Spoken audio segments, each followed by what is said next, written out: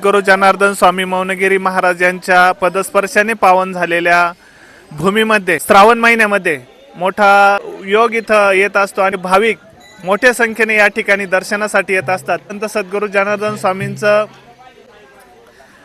तप पूर्ण झाल्यानंतर ते क्षेत्र पिनाकेश्वर महादेव मंदिर या ठिकाणी गेल्यानंतर इथून काही भाविकांनी जे प्रयोजन केलं, दिंडीचं प्रयोजन केलं, तर कशा पद्धतीने प्रयोजन केलेलं आपण त्यांच्याकडनं जाणून घेऊया।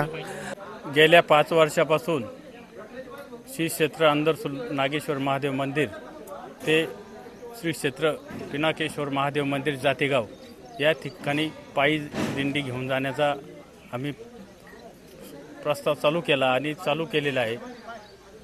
ज्यावेळेस 1975 साली जनार्दन स्वामींनी यज्ञ केला टेकेश्वर महादेव मंदिरात, त्याच्यानंतर जनार्दन स्वामी अंदरसूल सोडून जातेगावला गेले आणि ज्यावेळेस जातेगावला पिनाकेश्वर महादेव मंदिराचा जीर्णोद्धार त्यांनी पंचमीच्या दिवशी केला आणि ती योग साधून ती वेळ साधून आम्ही गेल्या 5 वर्षापासून आमचे सहकारी प्रभाकर बाबू असेल आणि सगळे अन्य जे आहे भक्तगण सोमनाथ फुलारे यांनी असा प्रस्ताव मांडला की आपण गेलं पाहिजे बुवा जातेगावला। तर मग गेल्या 5 वर्षापासून आम्ही जातोय।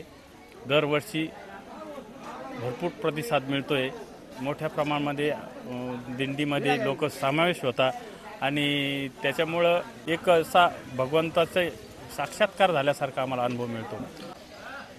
श्री संत सद्गुरू परमानंदगिरीजी महाराज यांच्या आशीर्वादानं व इथल्या भाविक मंडळी श्रेष्ठ त्यांनी ह्यावर्षी मला ही सेवा दिली घोड्याची। ते 4 वर्षापासून दिंडीत जात होते। ह्यावर्षी त्यांनी सांगितलं मिन्नत भाऊ आपल्याला तुमचा घोडा पाहिजे म्हणे दिंडीसाठी। तर मग शिवा नावाचा घोडा या ठिकाणी या दिंडीमध्ये सामील झालेला आहे आणि तो या भाविकांप्रमाणे लाभ घेणार आहे। तर अजूनही आपल्या बरोबर भाविक आहे तर त्यांना विचारूया का काय वाटतं तुम्हाला या दिंडीमध्ये सामील झाल्यानंतर?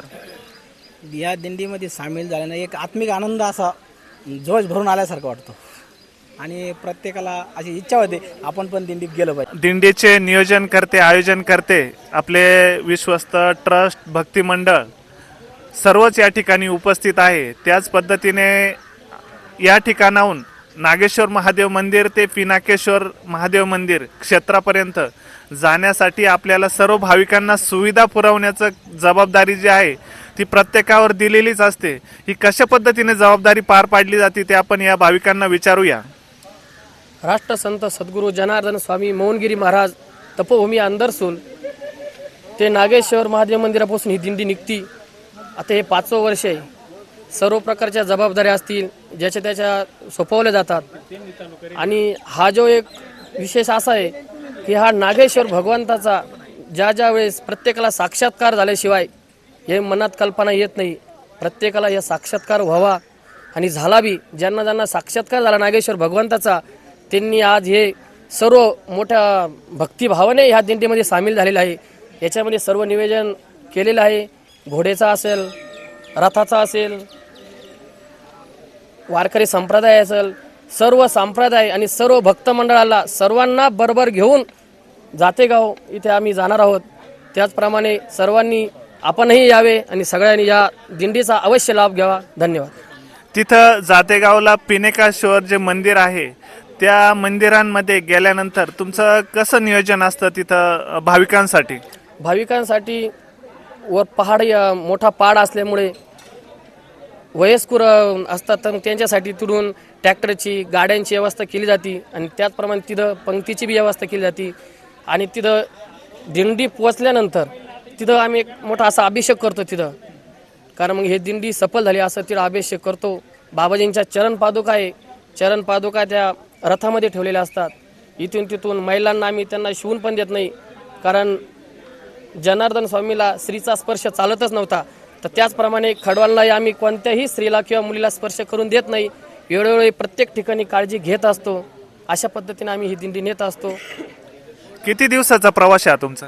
हा आमचा आता हा प्रवास 2 दिवसाचा प्रवास आहे। इथून निघल्यावर पारळ्यामध्ये एक मुक्काम होतो आणि पारळ्यामधून दुसरा मुक्काम डायरेक्ट पिनाकेश्वर महादेव मंदिर इथं होत असतो आणि त्यानंतर मंगळवारी सकाळी 8 वाजता आम्ही तिथून निघतो आणि श्री क्षेत्र भांगशी मातागड शरणापूर इथे पशुपतेश्वर मंदिराचा वर्धापन दिन पंचमीच्या दिवशी साजरा होतो. तर त्या निमित्ताने आम्ही तिथंही जातो आणि ह्या दिंडीचं निमित्त असं आहे की राष्ट्रसंत सद्गुरू जनार्दन स्वामींनी पिनाकेश्वर मंदिराचा जीर्णोद्धार केला. त्याने आम्ही वर्धापन दिन निमित्ताने ही आम्ही दिंडी चालू केलेली आहे. हे 5वं वर्ष आहे. असंच अखंडपणे पुढेही चालत राहू हीच आपण नागेश्वर चरणी आणि पिनाकेश्वर चरणी प्रार्थना करू. जय बाबाजी. जनार्दन स्वामी महाराज की जय. दिंडीमध्ये महिलाही सामील झालेल्या आहेत. या महिला दरवर्षीच सामील होत असतात. त्यांना आपण विचारू का कसा अनुभव ते घेतात या दिंडीमध्ये. आम्ही सर्वजण दरवर्षी या दिंडीमध्ये जात असतो तर आम्हाला खूप आनंद होतो. आमचे भक्त मंडळ खूप नियोजन छान करतात आणि आम्ही नाचत बागडत भजन म्हणत अभंग म्हणत खूप छान प्रकारे आम्ही पिनाकेश्वर महादेव मंदिर येथे जात असतो. वयस्कर महिला या ठिकाणी सामील झालेल्या आहे. आमचं हे 5वं वर्ष आहे दिंडीचं. आम्ही खूप आनंदाने दिंडीमध्ये जात राहतो. आम्हाला खूप आनंद होतो. आमचं एकदम व्यवस्थित आहे चाललंय. पण आता थकल्यामुळे आम्ही गाडीत बी बसून जातो. मी दरवर्षी दिंडीत जातो. सलग 5 वर्ष झाले दिंडीला आनंद घेतो. फुगाडी खेळतो. नाचत गात बागडत जातो आणि पाराळ इथे मुक्काम असतो आणि नागेश्वर महादेव मंदिर ते पिनाकेश्वर मंदिर अशी आमची पायी दिंडी आहे. काय अनुभव आलाय तुम्हाला. बराचसा अनुभव आलेला आहे. आम्ही काहीच आम्हाला म्हणजे नकात सुद्धा दुःख होत नाही पायी गेलो तरी. आनंदमय वातावरणामध्ये पूर्ण दिंडीचा प्रवास या ठिकाणी पार पडतात.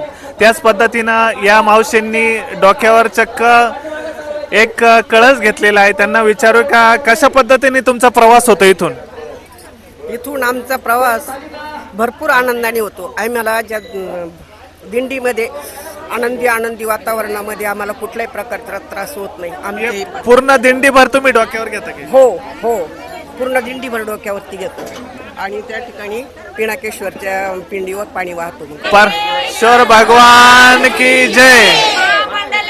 श्वर स्वामी परमानंद गिरिजी महाराज की जय.